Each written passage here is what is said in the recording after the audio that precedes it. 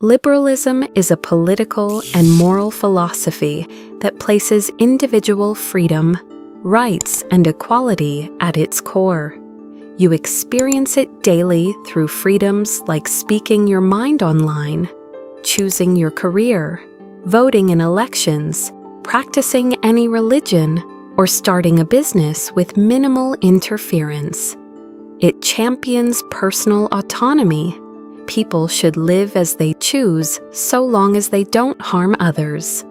Protected by the rule of law, limited government, consent of the governed, private property rights, and equality before the law. Governments exist mainly to safeguard these liberties, not to dictate life choices or heavily control the economy. This framework generates excitement because it trusts individuals to pursue happiness and innovation freely.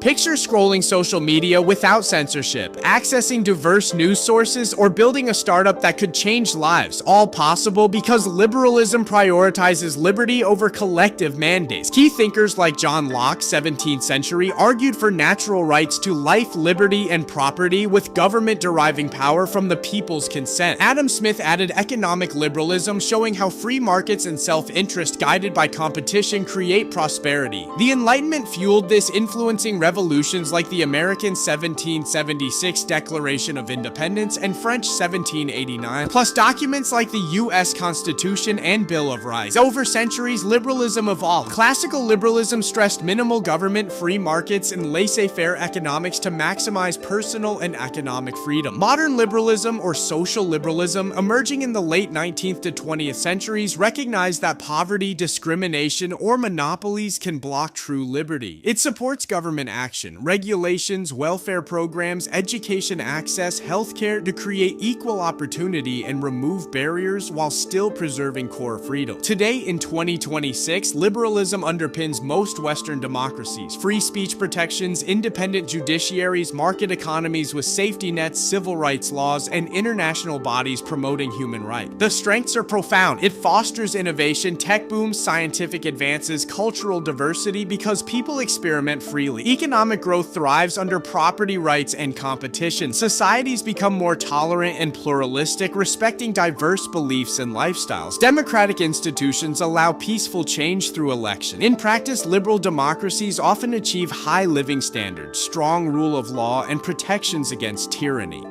Challenges persist, however. Critics argue excessive individualism can erode community bonds or lead to inequality if markets go unchecked. Wealth concentrates when opportunity isn't truly equal. Modern liberalism's government interventions sometimes face accusations of overreach, bureaucracy, or limiting economic freedom. Classical liberals warn that welfare states risk dependency or fiscal strain. In polarized times, liberalism gets blamed for cultural shifts or globalization's downsides, like job losses in certain sectors. Extreme wealth gaps fuel backlash.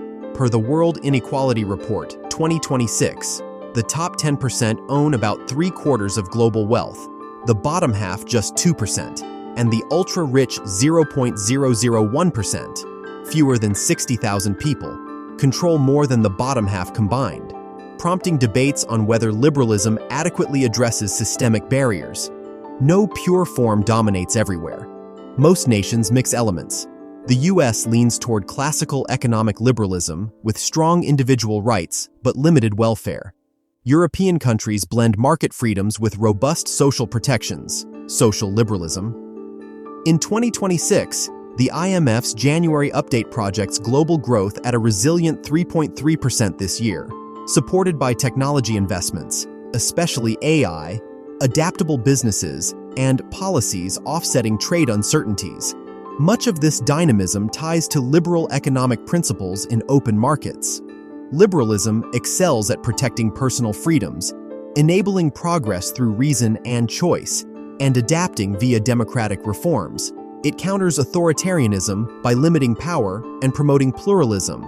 Yet ongoing inequality, cultural tensions, and debates over government's role demand balance to keep liberty meaningful for all. Which part of liberalism resonates most in your life? The freedom to express ideas and pursue goals, concerns about inequality or government reach, or another angle?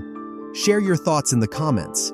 Genuine discussions bring these concepts alive. If this made liberalism clearer, subscribe for more straightforward breakdowns of major ideologies.